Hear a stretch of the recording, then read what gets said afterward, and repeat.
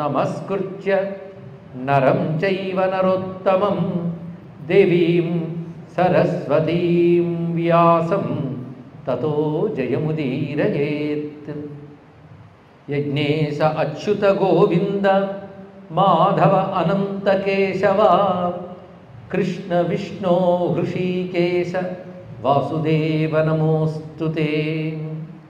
కావేరికా నర్మదయో పవిత్రే సమాగమే సజ్జనతారణాయ సదైవ మాంధాతృపురే వసంతం ఓంకారమీశం శివమేకమీడే. ఓంకారమీశం శివమేకమీడే.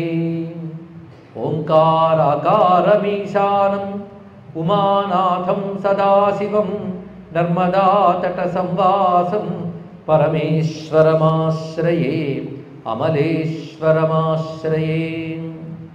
యస్మాత్ సంజాయతే కృష్ణం యత్ర చైవ ప్రళీయతే నమస్తస్మై సురేశాయ విష్ణవే కూర్మరూపిణే.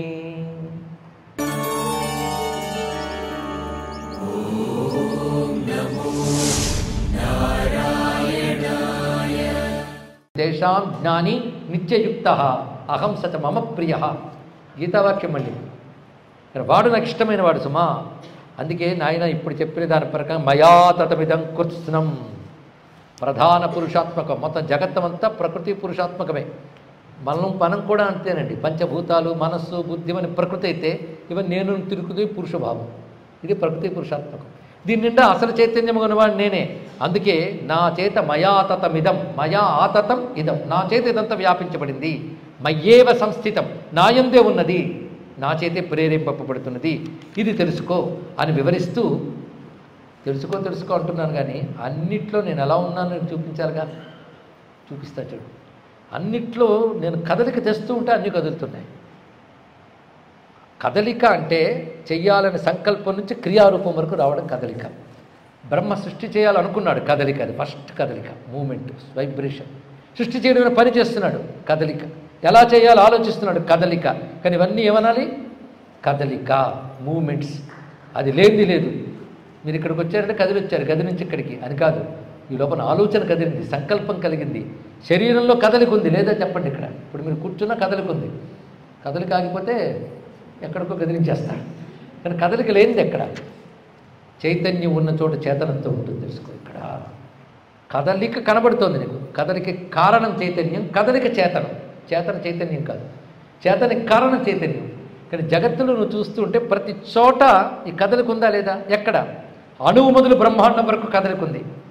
ఆ కదలికే నా నాట్యం. ఆ కదలికతో నా మహానాట్యాన్ని మీరు చూపిస్తాను అన్నాడు. ఇప్పుడు పరమేశ్వరుడు సోహం ప్రేరయతా దేవ పరమానందమాశ్రిత నృత్యామి యోగి సతతం యస్తద్వేదస యోగవిత్. ప్రేరకుడునై ప్రతి వారి యందు ప్రతి దాని యందు నేను నాట్యం చేస్తున్నాను. ఆ ప్రేరణే నాట్యం. అంటే నటధాతో స్పందనార్థే.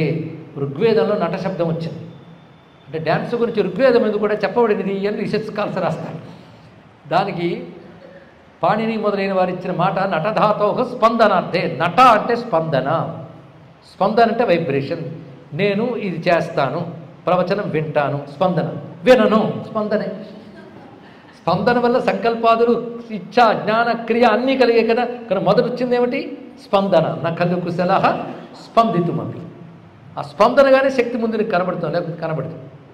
కానీ నేను స్పందనగా ముందు అవ్యక్త చైతన్యంలో ప్రవసరించడం వల్ల అది ప్రకృతి పురుషం రెండైపోయి ఆ రెండిటి నుంచి మహత్తు అహంకారం ఎన్ని జరిగాయంటే వాటి యందు నేనే స్పందనగా చైతన్యంగా ప్రతిదానిలో వ్యాపించున్నాను, అణువు మొదలు బ్రహ్మాండం వరకు.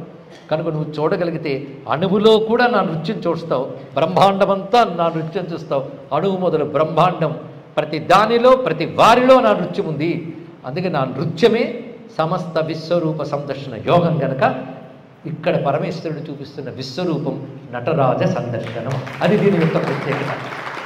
సోహం ప్రేరయతా దేవ పరమానందమాశ్రిత నృత్యామి యోగి సత్తం యస్తద్వేదస యోగవిత్. ఇదం గుహ్యతమం జ్ఞానం సర్వవేదేషు నిశ్చితం. ఇది గుహ్యతమైన శాస్త్రం. ఎవడు పెడితే వాడికి చెప్పకు, ఎవడు ప్రసన్న చేతస్సు కలవాడో వాడికి చెప్పు. ప్రసన్న చేతస్సు అంటే కామ్గా కూర్చునేవాడు. కామ్గా కూర్చుంటామండి అంటే మనస్సులో ఇతరముల వైపు ఆలోచనల్ని కదలికలు లేకుండా నిశ్చితంగా ఉన్నవాడికి జ్ఞానం చెప్పాలి, లేకపోతే ఎక్కదు లోపల. ఎందుకంటే మనిషికి మనస్సుకు ప్రిజుడీస్ ఉంటుంది. ఇది చెప్తుంటే ఇంకో దాంతో కనెక్ట్ చేసుకుంటాం. అల్లప్పుడు అక్కడ అలా చెప్పారు, ఇక్కడ అది ఎవడు నేను ఆలోచించుకున్నాడు, ఇది చెప్తున్నాడు ఇదే విను మనసు అంటే ఆలోచిస్తుంది. మరొకవి చెప్పాడు కానీ అంత తేలిక అంటే మహా కష్టం అంటే అని మళ్ళీ ఉంటుంటుంది. ఇలాంటివన్నీ వదిలేసి ఓపెన్ మైండ్గా వినడం, ప్రశాంత చిత్తాన్ని వినడం. ప్రసన్న చేతసే అంటే నాకు సరిగ్గా అర్థం కాలేదంటే నువ్వు ప్రసన్న చేతస్తో వినలేదని తప్పించుకోవచ్చు, చక్కగా ఉంది. ప్రసన్న చేతసే దేయం ధార్మికాయ ఆహితాగ్నయే. ధార్మికుడికి ఆహితాగ్నికి ప్రసన్న చేతస్కుడికి మాత్రమే చెప్పు. ఆహితాగ్ని అంటే నిత్యాగ్నిహోత్రి. ఇది చెప్తే ఒక్కరు ఇక్కడ కూర్చున్న వాళ్ళు చెప్పేవాడితో సహా ఎవరు వినడానికి అనుకుంటారు. ఎవడు ఆహితాగ్ని ఉన్నాడండి ఇక్కడ? ఆహితాగ్ని అంటే ఇక్కడ అర్థం ఏమిటి? వేదాంత పరిభాషలో అంతర్నిరంధరమనింధన మేధమానే మోహాంధకార పరిపంథిని సంవిదగ్నౌ. ఇది శాస్త్రం చెప్తుంది. అంతర్నిరంధనమనింధన మేధమానే. ఇంధనాలతో మథనం చేస్తే అగ్ని పుడుతుందిట. నీళ్ళు ఇంధనాలు లేకుండా మథనం చేయను. మథనం అంటే ఆలోచన, సాధన. అది చేస్తే సంవిదగ్నవు జ్ఞానరూపమైన అగ్ని పుడుతుంది. అది మోహాంధకార పరిపంథిని. మోహం అనే అంధకారాన్ని పొగుడుతుంది. దానితో ఇది నేను అది నేను బోల్డ్ పెట్టుకున్నవే, ఇది నేను అది నేను పెట్టుకున్న సమిధులన్నీ అగ్నిలో పడి అగ్ని మాత్రం మిగులుతుంది. అది ఆహితాగ్ని అంటారు. ఇక్కడ నిరంతరం విచారణ రూపమైన భక్తి రూపమైన సాధన ద్వారా జ్వలించే జ్ఞానాగ్ని యందు హుతం చేయడం. అలాంటి వాడికి చెప్పు. ఎవడికి ప్రసన్న చేతస్తుందో, ఎవడు ధార్మికుడో, ఎవడు ఆహితాగ్నో వాడికి చెప్పు. ఏతావదుత్వా భగవాన్. ఇంతవరకు చెప్పాడండి, చూపించలేదు. చెప్తూ ఒక్కసారిగా ఋషులకి ఏం తపస్సు పండిందో కానీ అంతవరకు కూర్చున్న పరమేశ్వరుడి స్థానంలో మొత్తం ఇంకేమీ కనిపించట్లేదు. ఒక మహా నటరాజమూర్తి దర్శనమిస్తున్నది. ననర్తపరమం భావం ఐశ్వరం సంప్రదర్శయన్. అన్నిట్లో ఉన్న వాడు నేనే అని చెప్తూ ఒక మహా నటరాజమూర్తి ప్రత్యక్షమైంది ఎదురుగా. ఆశ్చర్యపోయి చూస్తున్నారు ఋషులందరూ. వాళ్ళు ఒళ్ళు పులకించిపోతోంది. తే తం తే దదృశురీశానం తేజసాం పరమాం నిధిం. అతడు సర్వ తేజస్సుల యొక్క సర్వోత్కృష్టమైన నిధిగా ఉన్నాడు. అంత మహా తేజస్సుతో ఉన్నాడు. ఎక్కడ నాట్యం చేస్తున్నాడు? గగనే అమలే. ఏమీలోని చోట ఆయన నాట్యం చేస్తున్నాడు. అంటే ఆయన లేని చోటు ఏదీ లేదని అర్థం. ఇక్కడ ఆయన తప్ప మరొకటి లేదు అక్కడ. అలా గగనే అమలే, నిర్మలమైన గగనం. నిర్మలమైన గగనం ఎంత గొప్ప మాట అండి. అంటే మరొక ఆలోచన, మరొక వికారము లేని అంతరంగమనే దహరాకాశంలోనే నృత్య దర్శనం చేయగలవు. అది ఇక్కడ గగనే అమలే నృత్యమానం మహాదేవం. యం విదుర్ యోగతత్వజ్ఞా యోగినో యతమానసా తమీశం సర్వభూతానాం ఆకాశే దదుసుఖిల. యోగవేత్తలు తత్వజ్ఞులు ఏ పరతత్వాన్ని చూస్తున్నారో ఆ పరతత్వం ఆకాశం దర్శనమిస్తున్నది. ఆకాశం చిదాకాశం, దహరాకాశం. ఆకాశానికి కూడా అవకాశం ఇచ్చిన ఆకాశం. ఇక్కడ యస్య మాయామయం సర్వం ఏనేదం ప్రేర్యేతే జగత్. మాయామయమైన జగత్తంతా ఆయనలో గోచరిస్తోందండి. ఆంగికం భువనం యస్య వాచికం సర్వవాంగ్మయం ఆహార్యం చంద్రతారాది తం వందే సాత్వికం శివం. నందికేశ్వరుడు కారికలు రచిస్తూ ఈ స్తోత్రాలు చెప్తున్నాడు. ఇక్కడ భువనం ఆయనకి ఆంగికం. ఆంగికం అంటే ఒక శరీరం, దానికి అలంకారం చేసుకోవడం ఏదుందో ఆంగికం అంటాం. అక్కడ నటరాజుకి ఆంగికం సమస్త భువనములు. అంటే అంగమనందు సమస్త భువనాలు కనబడుతున్నాయి. ఇంకేం కావాలి? శబ్దములు వినబడుతున్న అవన్నీ ఆయనవే. వాచికం సర్వవాంగ్మయం. మన నక్షత్ర గ్రహతారాలు ఆయనకు అలంకారాలు. ఆహార్యం చంద్రతారాది. మరి జగత్తులో కనబడుతున్న అనేక భావాలు ఆయన అభినయాలు. అభినయాలని చెప్పినప్పుడే అసలు కాదని చెప్పడం ఇక్కడ. అది నటరాజుగా జగత్తును చూడడం అంటే నాట్యం వేరు, నటరాజు వేరు. కానీ జగత్ ఆ నాట్యం అలా ఆడించే నటరాజు అయినా ఒక నాట్యకారుడు బిచ్చగాడు వేషం వేసి రక్తి కట్టించవచ్చు, కానీ స్వతహాగా బిచ్చగాడు కాదు. కానీ విశ్వముగా భగవంతుడు కనబడవచ్చు, కానీ విశ్వము కాడు అని చెప్పుకోవడానికి నటరాజతత్వమే అత్యద్భుతంగా సరిపోయిందండి ఇక్కడ. కనుక సంపూర్ణ నటరాజమూర్తి సంపూర్ణ పరమేశ్వరమూర్తి. పరమేశ్వరమూర్తి. అందుకే ఇక్కడ ఏ మూర్తి చూపించారంటే ఐశ్వరం రూపం. ఇది ఐశ్వర రూపం. అందుకే సృష్టిలో ప్రతి అణుగులో 5 పనులు జరుగుతున్నాయి. సృష్టి, స్థితి, సంహారము, తిరోధానం, అనుగ్రహం. ప్రతి వారికి తెలుసు 5 కదా. 5 లేని చోటు లేదండి, ప్రతి చోట ఉంది. మీలో కూడా ఉంది. సృష్టి, స్థితి, లయ. పొద్దుట్లు లేచారు, సృష్టి, పనులు చేశారు, స్థితి, నిద్రపోయారు, అన్నీ మర్చిపోయారు, లయ. అయిపోయిందా? కనబడకుండా పోయాయి, తిరోధానం. పొద్దున్న ఎదురు మళ్ళీ వచ్చే అనుగ్రహం. 5 మనలోనే జరుగుతున్నాయి లేదు చెప్పండి. 5 మనలో జరుగుతున్నాయని ప్రతిదీ కరెక్టే, కానీ మన వల్ల జరుగుతుందా? అప్పుడు తెలిసిపోయింది. 5 ఎవడు చేస్తున్నాడు? అదే పంచకృత్యాలు. ఈ పంచకృత్యాల్లో ప్రారంభం మొదటి వైబ్రేషన్ అయితే డమరుకంగా పట్టుకున్నట్టు, దీన్ని సస్టైన్ చేస్తూ ఏం పర్వాలేదు నిలుపుతున్నాడు అభయంగా, మొత్తం సంహారం చేస్తున్నాడు అగ్నిగా. అదేవిధంగా భూమి యందు పెట్టి ప్రవర్తింపజేస్తున్నాడు కనుక ఆ పాదం తిరోధానం. భూమి నుంచి పైకి లాగేస్తే ముక్తి కనుక అనుగ్రహం. 5 పనులే చేస్తాడు కనుక 5 చూపిస్తున్న నటరాజమూర్తి కంటే పరిపూర్ణ ఈశ్వరమూర్తి మరొకటి. ఇంత ఎక్కడ చేస్తున్నా ఒక ఆర్చిలో చేస్తున్నాడు, వృత్తాకారం. అంటే అణువు వృత్తమే, బ్రహ్మాండము వృత్తమే.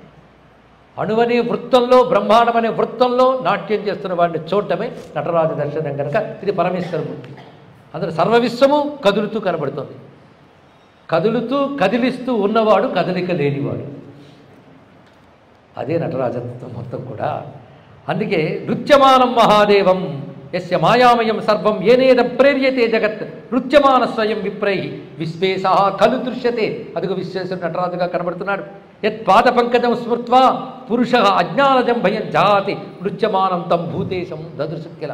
ఎవడు పాదపద్మాన్ని స్మరించినంత మాత్రాన జీవుడు అజ్ఞానం నుంచి బయటపడతాడో అలాంటి నృత్యస్వరూపుడైన నటరాజును చూస్తూ ఆనందిస్తున్నారు. అలాంటి నటరాజు యొక్క జ్యోతిస్వరూపాన్ని ఎవడు చూడగలరంటే యద్వినిద్రాః జితశ్వాసాః శాంతాః భక్తి సమన్వితాః జ్యోతిర్మయం ప్రపశ్యంతి సయోగి దృశ్యతే కిల. యోగులైన వారు, శ్వాసను జయించిన వారు, నిద్రను జయించిన వారు, శాంతులైన వారు, భక్తి కలిగిన వారు ఏ జ్యోతిర్మయుడిని చూస్తారో ఆ జ్యోతిర్మయుడు ఆకాశంలో నాట్యం చేయడాన్ని సనకసనందనాలు చూస్తున్నారు. అంటే అర్థం ఏంటి? వీళ్ళు వారే, అటువంటి వాళ్ళే. ఆ రూపం ఎలా ఉన్నదయ్యా అంటే ఆ రూపమే మోచకం రుద్రం, మోక్షాన్నిచ్చే రుద్రుని మూర్తి అది. ఇక్కడ యోజ్ఞానాన్ మోచయేత్ క్షిప్రం ప్రసన్నో భక్తవత్సల. అన్ని యోగాల్లో ఏ యోగం గొప్పదని అడిగారండి ఒక్కొక్కరు శివుణ్ణి. జ్ఞానం గొప్పదా, ధ్యానం గొప్పదా, భక్తి గొప్పదా అంటే నా అనుగ్రహం గొప్పదన్నాడు. అన్నిటికంటే గొప్పదని. అనుగ్రహ యోగం తగిలిందా నీకే తెలియకుండా ముక్తి పొందుతావు. నువ్వేం సాధన చేసావని. అది అందరికి కలగలేదు. ఒక్క ధ్యానం లేదు, ఒక జ్ఞానం లేదు, ఒక మంత్రం లేదు, తంత్రం లేదు, యజ్ఞం లేదు. శివా అంటూ కన్నుబోతే ముక్తినిచ్చాడు. ఏముంది ఇక్కడ? అనుగ్రహం ఉంది ఇక్కడ. అనుగ్రహ యోగం కనుక నా యోగం అంటే మళ్ళీ నీకు అహంకారం వచ్చింది. ఉన్నది ఈశ్వర యోగం. అది 2 రూపాలు ఉంటుంది, ఆజ్ఞాయోగం, అనుగ్రహ యోగం. సృష్టిలో ఆజ్ఞా అనుగ్రహం అనేది ప్రతిదానంలో ఉన్నది. ఇందాక చెప్పాడు కదా, నా ఆజ్ఞతోనే అన్నీ వెళుతున్నాయంటే ఆజ్ఞాయోగం. ఎవడు సరి అయిన వాడు చూసుకుని ముక్తినిస్తానంటే అది అనుగ్రహం. ఆజ్ఞ అనుగ్రహమే, ఇది 2. ఎవడికి ఏది ఎంత ఇవ్వాలో అంత ఇవ్వడం అనుగ్రహం, ఏది ఎంత పని చేయాలంత పని చేయించడం ఆజ్ఞ. ఈ 2 తప్ప మరే ఉన్నాయి. కానీ జగత్తులో ఉన్న యోగములు 2, ఆజ్ఞ అనుగ్రహం. ఈ 2 కలిపి ఈశ్వరుడు, మరొకటి లేదు. కనుక ఆయన అనుగ్రహం, ఆ అనుగ్రహం చేత గోచరిస్తుంది తప్ప అనుగ్రహం కావాలంటే భక్తవత్సల, భక్తికి అనుగ్రహిస్తాడు స్వామి. అహం కరిగిపోయేటట్టు ఆశ్రయిస్తే అనుగ్రహం అదే లభిస్తుంది. అహం కరిగిపోయేటట్టు ఆశ్రయించి కొంచెం కూడా మిగల్చు, అదే భక్తి. అహాన్ని కరగదీయడం, అరగదీయడమే భక్తి. అదే యోజ్ఞానాన్ మోచయేత్ క్షిప్ర ప్రసన్నో భక్తవత్సల తమేవ మోచకం రుద్రం ఆకాశే దదుసు పరం. ఆ స్వరూపం చూస్తూ ఉంటే ఇంతున్నాడా అంతున్నాడా? సహస్ర శిరసం దేవం సహస్ర చరణాకృతం. ఆ కాళ్ళు కదిలిస్తుంటే 1 కాదు 2 కాదు, అనంతమైన పాదములు, అనంతమైన హస్తములు, అనంతమైన శిరస్సు. సహస్రబాహుం జటిలం చంద్రార్ధకృత శేఖరం వసానం చర్మ వయ్యాఘ్రం శూలాసక్త మహాకరం. ఇన్ని వేల కళ్ళు, వేల చేతులు, వేల మొహాలు కనబడుతుంటే ఎవడా అని మళ్ళీ కన్ఫ్యూజ్ అవ్వకుండా శూలం పట్టుకుని, ఆయుధాలు కట్టుకుని, వ్యాఘ్ర చర్మం ధరించి చంద్రశేఖరుడు గోచరిస్తున్నాడు. ఇక్కడ దండపాణిం త్రయీనేత్రం సోమ సూర్యాగ్నిలోచనం బ్రహ్మాండం తేజసాస్వేన సర్వమావృత్య స్థితం. ఆ నాట్యం ఒక చోట చేస్తున్నాడు, మిగిలిన చోట ఖాళీ ఉందని లేదు. బ్రహ్మాండమంతా ఒకే నాట్యం, అదే జరుగుతుంది అక్కడ. దంష్టాకరాళం దుర్ధర్షం సూర్యకోటి సమప్రభం. నాట్యం చేస్తూ ఒకప్పుడు శృంగార భావం చూపిస్తే మరొక తీవ్ర బీభత్స భావం కూడా చూపిస్తాడు. అదే సౌమ్యం ఘోరం 2 కనబడుతున్నాయి ఇక్కడ వివిధ రసస్వరూపములుగా. అండస్థంచ అండ బాహ్యస్థం బాహ్యమాభ్యంతరం పరం సృజంతం అనలజ్వాలం దహం తపఖిలం జగత్. సర్వజగత్తుని దగ్ధం చేస్తున్న జ్వాలలు రజ్జలుతూ నాట్యం చేస్తున్నాడు స్వామి. నృత్యం తం దదుసు దేవం విశ్వకర్మాణమీశ్వరం. ఆయన నాట్యమే విశ్వకర్మ. విశ్వకర్మ అంటే సమస్తమైన కర్మలు చేస్తున్నటువంటి స్వరూపంతా. మహాదేవం మహాయోగం దేవానామపి దైవతం పశూనాం పతిమీశానం జ్యోతిషాం జ్యోతిరవ్యయం పినాకినం విశాలాక్షం భేషజం భవరోగిణాం కాలాత్మానం కాలకాలం దేవదేవం మహేశ్వరం ఉమాపతిం విరూపాక్షం యోగానందమయం పరం జ్ఞాన వైరాగ్య నిలయం జ్ఞానయోగం సనాతనం. ఎన్ని భావాలు మారుతున్నాయి చూడండి.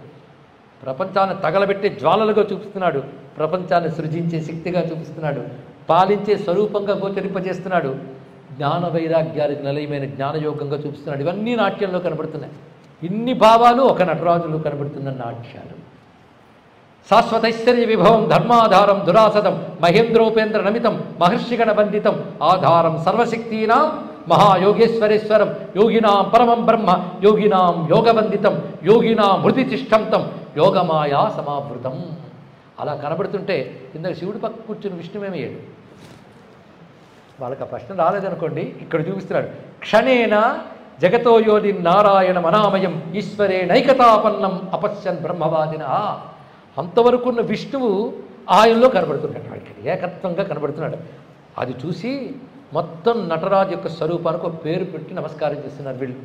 దృష్ట్వా తైశ్వరం రూపం రుద్రనారాయణాత్మకం. ఆ కనబడుతున్న ఐశ్వర రూపమంతా రుద్రనారాయణాత్మకం, హరిహరాత్మకం. విశ్వం అంటే ఇది విషయం. కృతార్థం మే నిరే సంతః స్వాత్మానం బ్రహ్మవాదిన.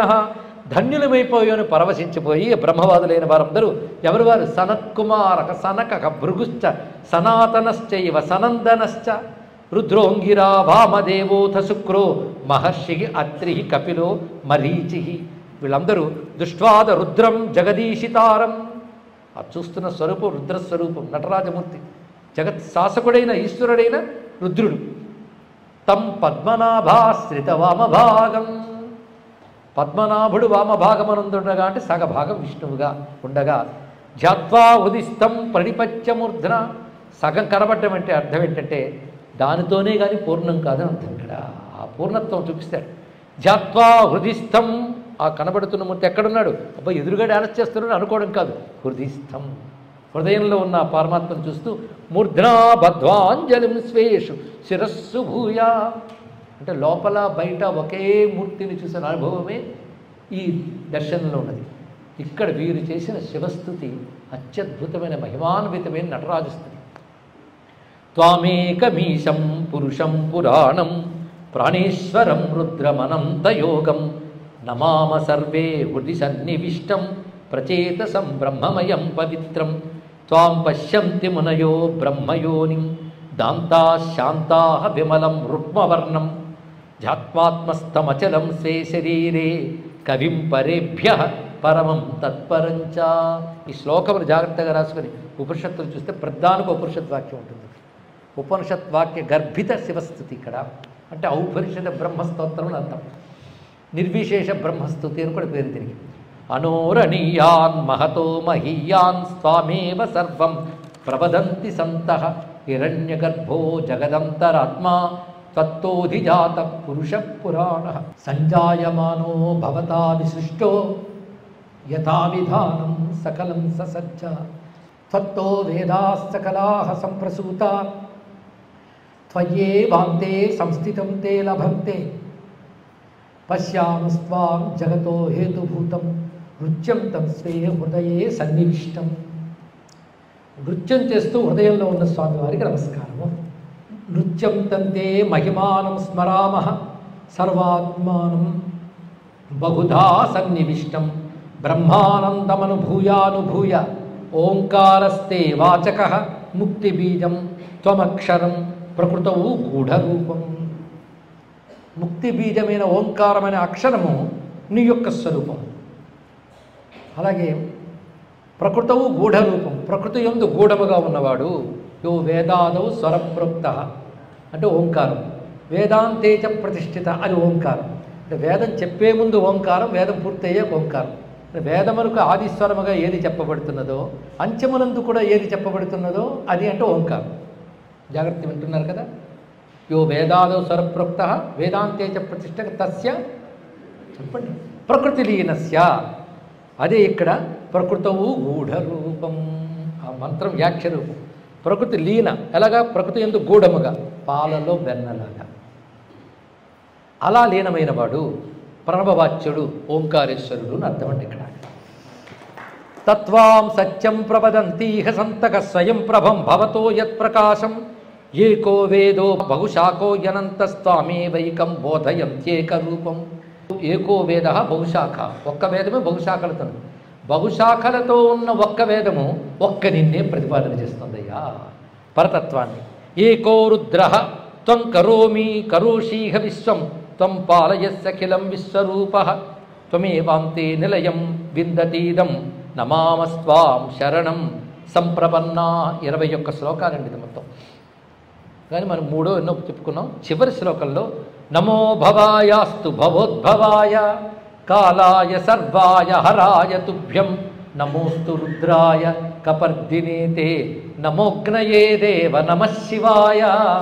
నమోగ్నయే దేవ నమః శివాయ. పంచాక్షరి మంత్రం చివరికి వచ్చేది చేశారు. అత్యంత ఉత్కృష్టమైనది.